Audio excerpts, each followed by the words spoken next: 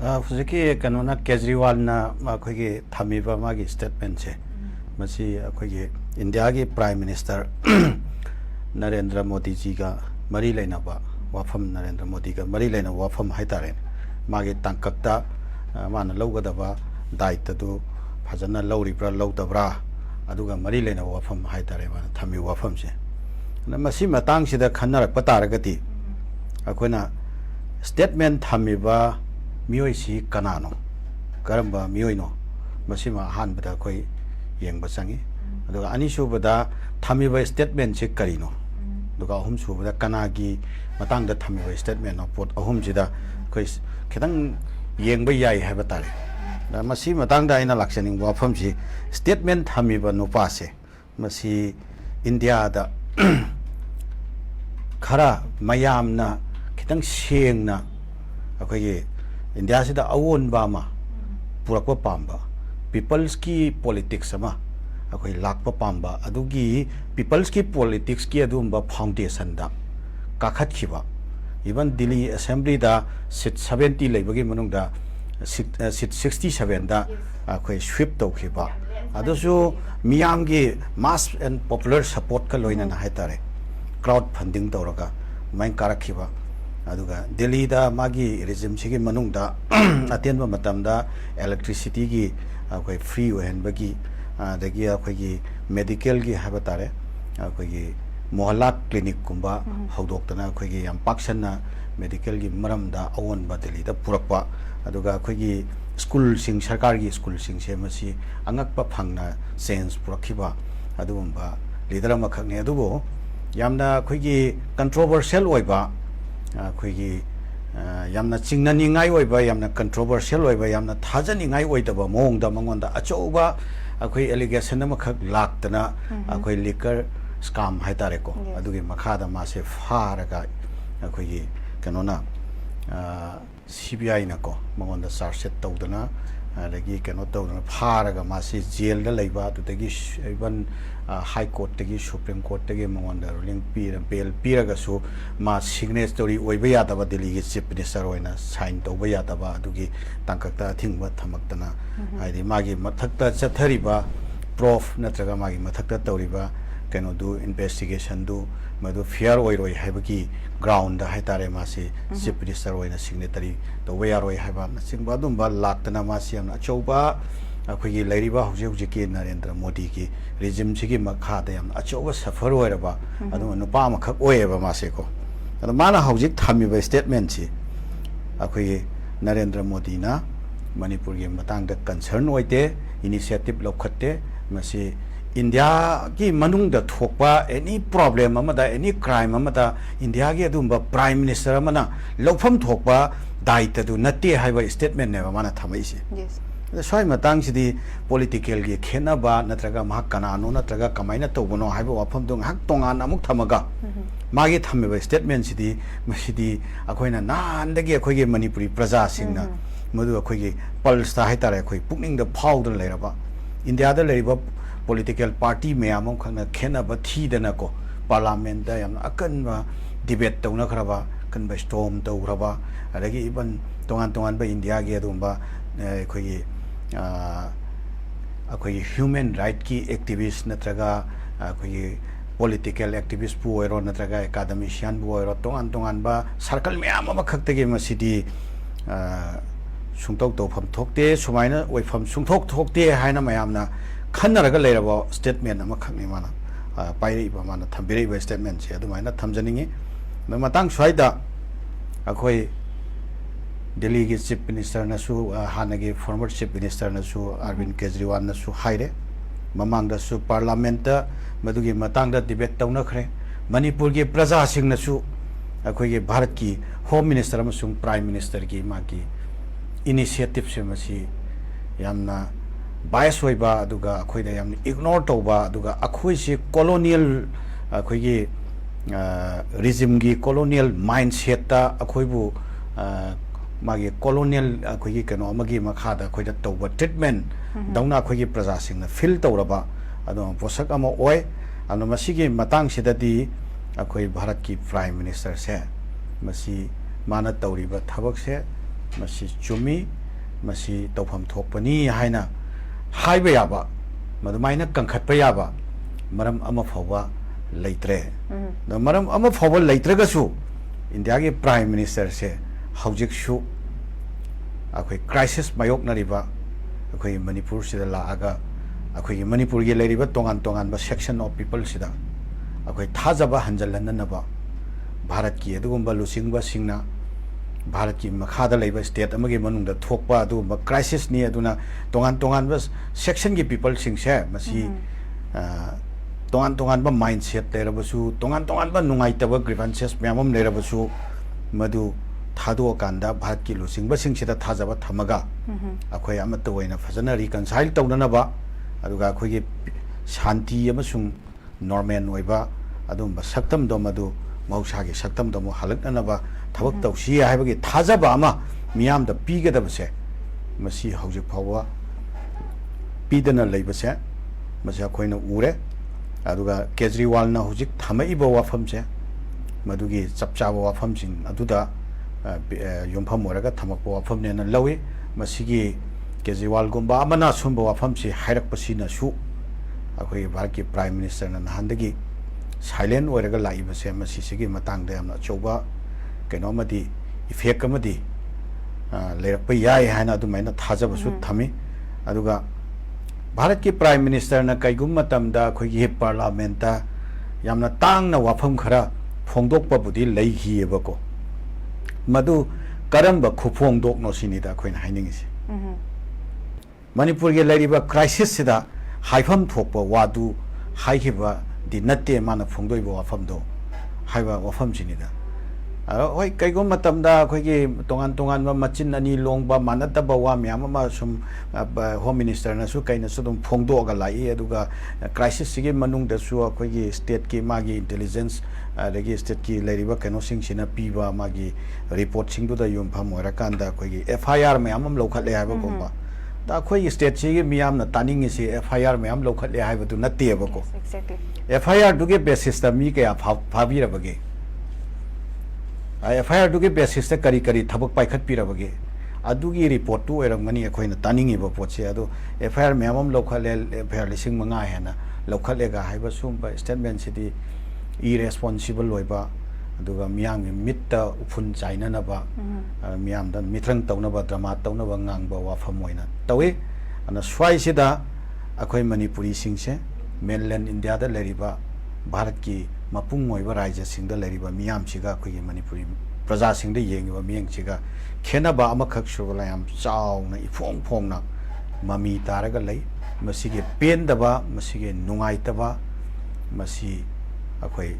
hekta kon ba yane ba thajate ada akhoi na I taraga akhoi gi state sine I taraga akhoi gi miyam sine tumpham chafam khangdana lelaga aduga khoi hauraiba naha singchina moi future kadom da no haibase tangdu leita daba aduga uncertain oiba adumba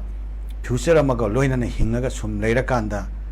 India gi lusing basingna sumaina political gi oiba akhoi gi vendetta natraga political gi oiba khudong chaba magi geopolitics ki khudong chaba lamdam sida leriba khoi non state actor armed political group singsina makoi sovereignty hanjanjana ba tawriba demand singsida maduda sanaba madu permanently extinguish tawnanaba honabaga mari leinana sanaba manba lila madugi teksak madugi potlum jina khoi miyamda kokthakta bollaga sum thamba haibase masigi phol se noma natraga nomadi India da Leramba Quigi Tazaba loyalty, a Quigi Miam, Tazaba loyalty, Maru, and not eski a Quigi people sing in the other Legadaba, loyalty to the Amna Achoba question mark Amakak Matami Matungina Swedana Torapayai Aduga, not is the lady, but people sing Sina Tongan differently a Quay Punamakshe Indiana, Mainland Indiana Quibu Sumaina Titawi Habagi, Piendava, Mashaka Makak. Madugi Maisak to Akoi Maselgi Marakta contradictory waiba situation amada Akoina sum Laira Kanda Madugi Maisak to Akoina Kokan by Yararoi Adu Taragati Akoi Yoba common and sheer destiny Amakoi Shemkot and Akoi Maselgi Takta Akoi Wari Hanaraga खेनबा मैम से अखोई dilute तौरगा अखोई यानगदबा कमन ओइबा principal अमगे मखादा अमना अमदा वरौनरोइदबा अमना अमदा पेनरोइदबा अखोई कमन ओइबा principal अमगे मखादा अखोई यानरकांदा अखोइदा मायोकनरिबा कमन problem से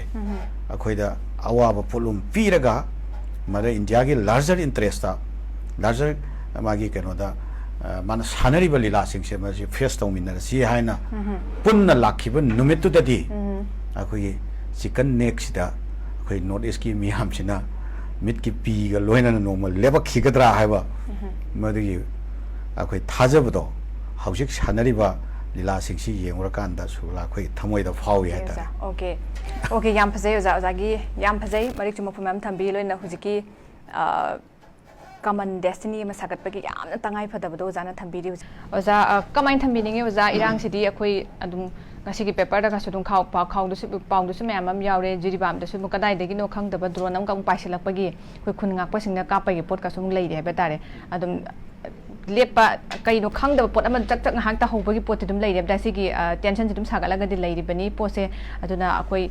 dai ta si have accountable loi ba ngasai gi leader myam gi khoi gi oja myam se phaja mot myam bibi gi kari chen ga dam na yam na mak maru bin na praja gi site su dakar oi akhoi gi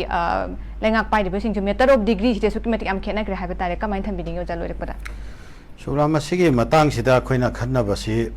याम सांगना for the last अखोइ सही अमगा था Taret मुक्सी अखोइगे मियामना मसिगे Matang the तोंगान तोंगान ब discussion क्या तौदना अखोइ खन्नरगा मसि लाइए the same अखोइगी issue अमा खक्ता खन्नब ओइबनिना मसे तोंगान तोंगान ब चैनल द सो अखोइना सुम फोंदोकनरिबो ओपिनियन सिंगसे हंजन्नबसु यावरेको सुम वासे हंजल्लकपदगी तागदब कांगबुना ताबिरक्त्रबा लौखत्कदब इनिशिएटिव से सुम लौखत पीद्रबा खाना नैनबगी करीबु कानरिगबगे हाइबगी स्टेज अमा अखोइसे लाएबको अदा हाइगदबसु मोट फोंदोकदबसु तसेंगनदी इकाइबो फौबा यावसलेबको अखोइगी लैरिबा व्यूअर सिंगी ममांगदा अखोइना तौब सारी सी हाइना खनबसु यावरमतरा हाइना इकाइबो फौ यावसलेको याम सेंगना हाइजरगति अदा मसिदा सुरुला अखोइना हाइनिंगबसे अहानबदन अखोइना खनगदौसे अखोइगी लैरिबा रियलिटी से करीनो हाइबसे मा अखोइ यामना फजना अदा बेस्ड ऑन साइंटिफिक आउटलुक अखोइ रीजनेबल ओइबा रेशनल ओइबा साइंटिफिक ओइबा अदुगुम्बा आउटलुक कमना अखोइगी स्टेट सेदा मायोकनरिबा अखोइगी मियामना थेंगनरिबा अदुगा मसि हुजिक मंगासि ngasi mak thoiba singasi asengba singadu karino haiba adugi reality se masi akhoi punna sapmana na khangmina ba ma changebo masi kuki gi miyam na so khangba changi naga gi miyam so khangba changi koi maitai gi miyam so as well as pangan so akhoi punna makna masi state sida leminari ba akhoi miyam na akhoi gi reality se ahan ba khangmina ra ba chumna ado masi gi cause se kari gi no masi gi cause se kari no haiba se masi akhoi a si a ni haiba sidi akhoi sidi kanoni dana universal truth ni da si yapam thoyaba si pot si mobile ne ha si yapam thoyaba si pot si na pen ne si yapam thoyaba si mobile na te pen ne na sum yet leiragati pen si na mobile ne sum yet leiragati solution la royaba sengba realities to sengba cause to akhoi ma si yamin na bam changeba cause kari no ha kana akhoi state sida akhoi hanna akhoi gi leijaramba lamdam si gi akhoi gi चिंग अमसुंग तम अनीजे मसीगी coexistence की history दो मधु external factor मैम खगना अखोइदा कंपेल सिचुएशन मैम खग लाखिदना मधु होंगहल्लक एटमॉस्फेयर मैम लईखरेबो पॉलिटिक्स होंगहल्लखरे अखोइगी एस्पिरेशन सु होंगहल्लखरे अखोइगी रियलिटी सु होंगहल्लक सर्कमस्टेंस खर लईखरेबको मसीदी अखोइगी पीपल सिंगसिने यामिनबम चंगेबो होंगलखिबसिंग अतो ताइसन घोमजनरगा अखोइगी ओइबा कलेक्टिव विस्डम अमा कलेक्टिव माइंडसेट अमा कोएक्जिस्टेंस की ओइबा एनवायरनमेंट अमा अदुंबा एट पॉलिटी अमा अखोइगी एडमिनिस्ट्रेशन अमा अखोइगी स्ट्रक्चर अमा अखोइ लमदम सिदा रेस्टोरेशन तौननबगी तांकसे 1947 की अदुंबा अगस्त की तांग तरागा माथोइदा इंस्ट्रूमेंट ऑफ एक्सेशन लेखिबदुदगी हौरगा मदुदगी 1949 की अखोइगी मर्जर एग्रीमेंट तौखिबा मर्जर एग्रीमेंट चतनबा हौखिबा अक्टोबर 15 हायांग सिट योरकदोरि से सिफावगी तांकक से सिदा मसीगी कनो मखक प्रोसेस मखक चथबा होरमेबा मणिपुर कॉन्स्टिट्यूशन एक्ट न चिंग सेमकलक्तना को चिंगदा कंस्टिट्युएंसी टाइम पांदा रिजर्वेशन पीदना इवन अखोई पांगन सिंह की फावबदा कंस्टिट्युएंसी अहुमदा पॉलिटिकल रिजर्वेशन थंबीदना अरो अखोई मियाम जे सिसिगी कोएक्सिस्टेंस की अदुम फ्यूचर अमका सागलपगी पोतो अदाइदा लेरगा मसे पलोंग तलगा मु इंडिया दा लेखिबदगी इंडिया की पॉलिटी दुदा अखोई लेरिबा तोगान तोगान बा कांगलुप के मियाम से सिक्योर होइना सेफ होइना अदुगा सेंस ऑफ बिलोंगिंगनेस ता पुन्ना लेमिनबगी अदुम वाखलोन दो मदु मांगनखिदनको माई मागी होइबा तोगान तोगान बा कांगलुप की सेपरेटिस्ट मूवमेंट से मसी लाखिबसिनेबा ख्वाइदगी ngasi होइरिबा ngasi की सिचुएशन सिगी अदुम बा केनो से मरुइबा फाउंडेशन हाइ तारे सिगे मरक सिरेसिदा तोगान तोगान बा कांगलुप सिंगसिना सेपरेटिज्म के माइंडसेट से लेनरा अबनिनको मदुदा युमफम ओइरकांदा मागी मागी ओइबा प्रोस्पेक्ट मागी मागी ओइबा एम्बिशन मागी मागी ओइबा अदुगिदा फेवरेबल ओइगदबा अदुगुंबा तोगान तोगान बे इनिशिएटिव यामा तौनरे एबको मदुदनेबा हौजिक अखोइगी एलिगेशन हौजिक लाकनरी सिको इलीगल माइग्रेंट की एलिगेशन लाकनरीबा अरगी ड्रग ट्रैफिकिंग की शुबो एरो नत्रगा तोगान तोगान बा तो अखोइगी नेशनल इंटरेस्ट सुई अखोइगी मियाम दा सोकनी कांगलुप अमदा नत्र कांगलुप अमदा लोइनमक्ते एक्सेप्टेबल ओइरोइदबा तोगान तोगान खलगी डेवलपमेंट मियाम अमा थोरकपगी पोट अमा इशू अमा लाइसे सिगी मनुंग सिदनेबा मदु अखोइ पुनमकना मसीगी कोज से खंगमिनरगति सिगी सोल्यूशन से मसी अखोइ मसेलगे मरक्ता अखोई वाखन खंधनरगा अखोई फामिनरगा नत्रगना फिलर थानरगा वरी वताई साननबगी तोंगानबा अखोई मेकानिज्म अमा तोंगानबा मदुगी माइंडसेट अमा अखोई से फॉर्मुला ए द यात्रदी फॉर्मुला बी सु दरकार लेदना फॉर्मुला बी यात्रदी सी सु दरकार लेदना मरमदि अगर we have a compelled situation to bring the normalcy पुरक्त्रगति पीस पुरक्त्रगति अखोई फ्यूचर याम बेरा कागदौरियबा मसले एडवांटेज लौदोरिसी लोइसनबम थोप इशू से लोइसनदबिदा सांगना थमिसे मोइगे पर्पस अम लेरगा सांगना थंबने हाइबसिमदि अखोई कंफर्म तौरेना लौरसेबा अदु तारगदि अदुम कांगलुपतुना मसा मथंतना ऑटोमेटिकली अदुम लेरिबा कन्फ्लिक्ट से लोइसनबा थबक लौखत पिरकदौरी हाइना खल्लगा अखोई ngaई खिसिराबा अखोई मथक्ता पाइबा अखोई उचेक उमुएना अमा लेबदो मदुना पाइबा काज मखादे यांकोक पाइरगा ngaये दो मरुम थुरकदोरि मे अदु लोक्तोइने अदुगी फिल्मदा इंडिया की लुसिंगबसिंगना मणिपुर दा लेरिबा कन्फ्लिक्ट सिगी सोल्यूशन पुरकनबा पीस एंड नॉर्मेंसी पुरकनबा थबक पाइखलकदौरी हाइना अखोइना मदुदा थाजबा थम ngaई लेतारगति अखोई जेनरेशन से तुम्बा अदु ngaइरगा लेबा चपानागदौरिबो दैतारगति अखोई से इंडिया की लुसिंग बसिंग सोल्यूशन फंगदौरी है ना नाई बदुगी मुहूर्त अखोई की इमीजिएट कंसर्न से अखोई फ्यूचर से प्रोटेक्ट तौबनेबा अखोई तुंगी जेनरेशन प्रोटेक्ट तौबनेबा अदु तारगदि अखोई होइबा कॉमन इंटरेस्ट अमा लेबा कॉमन इंटरेस्ट से कइनो नागा की होइगेरा कुकी की होइगेरा आर मैतै की होइगेरा पांगन की होइगेरा अखोई की कॉमन इंटरेस्ट अमदि लेबा कॉमन इंटरेस्ट से कइनो अदु फाइंड आउट तौरसे अखोई कॉमन इंटरेस्ट से द कॉमन इंटरेस्ट है दारगा अखोई आइगी कनोसिदा पांगन कम्युनिटी सिदा कम्युनिटी अहुम सिने एक्सेप्ट तौब ngमोइदबा थबक तो आई पांगन कम्युनिटी ने सुम तौर लेबसे कॉमन इंटरेस्ट नतेदना मधुसु realise तौमिनरसेबो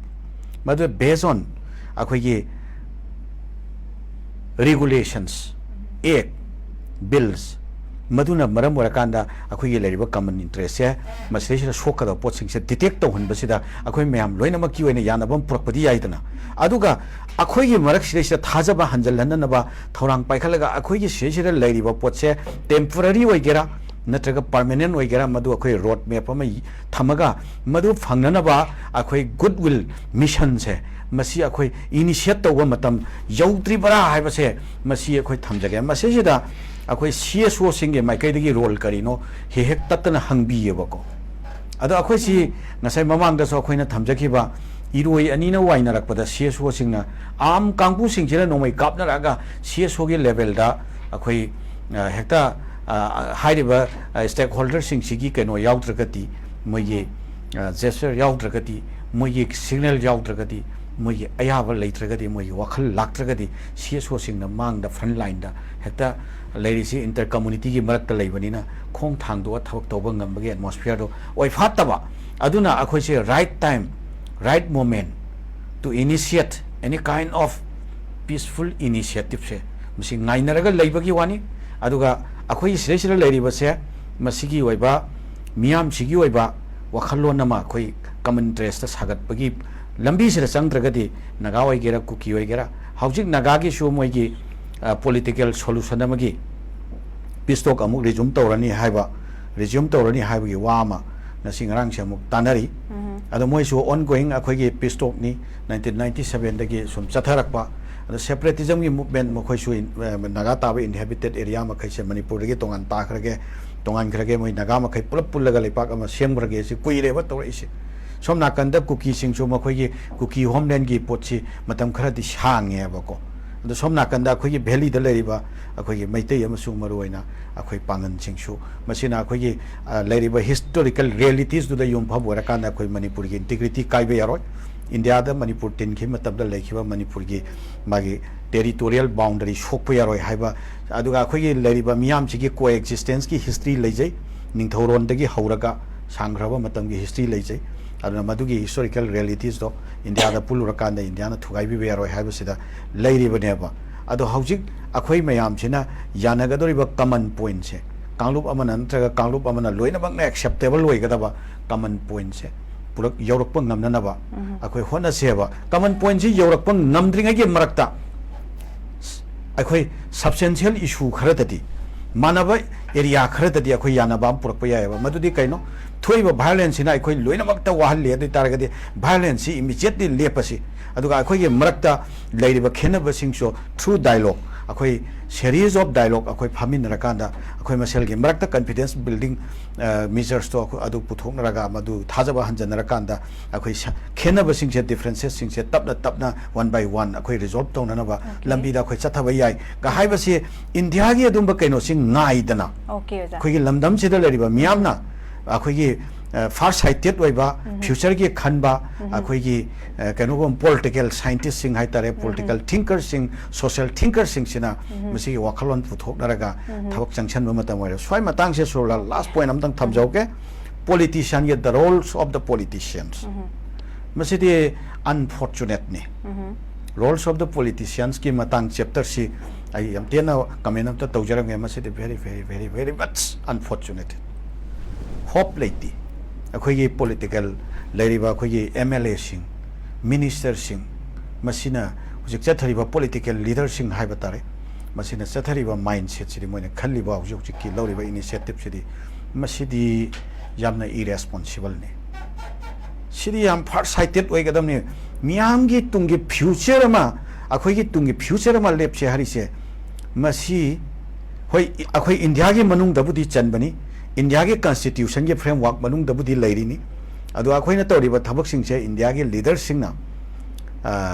याद्रगदी अखोइ करिबतसु ngамद्रिबनेबा अदुबु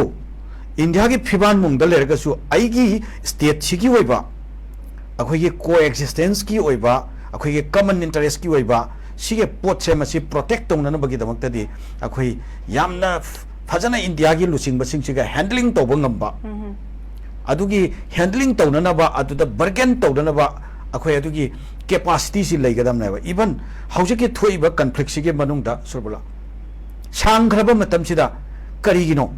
akhoi lamdam sida leiba political leader sing sina india gi political leader sing sida and why you are discriminately abstaining from initiative to bring the peaceful solution in the state of Manipur in regards to the present crisis. Nang silent spectator oina mute spectator oina shum leirisi kari maramgino akhoi proposal 5 point agenda haigera 10 point agenda haigera 15 point agenda haigera 20 point agenda haigera akhoi proposal lamdi puraga state sige miyam ge proposal ni si khanna oina table se thamaga khanna dabaya taba compel situation am india ge leader sing da piraga akhoi ngai ge haraga ngairaga madu proposal du ge makhada akhoi initiative si sumai lokhat piona akhoi time bound oiba adumba initiative akhoi puraga lakpa ngamba political leadership Manipur khunai na ngasi matam sira mathau tai haiba wafam se soblai thamjake Thank you so much oza yam phajaba akhoi gi closing remarks thambi ete oza na akhoi gi yam chume akhoi yam da khuji dakar oise koi lam tam si gi politician chin yam tin strong oi bai ba tari madum akhoi yam tin dakar oi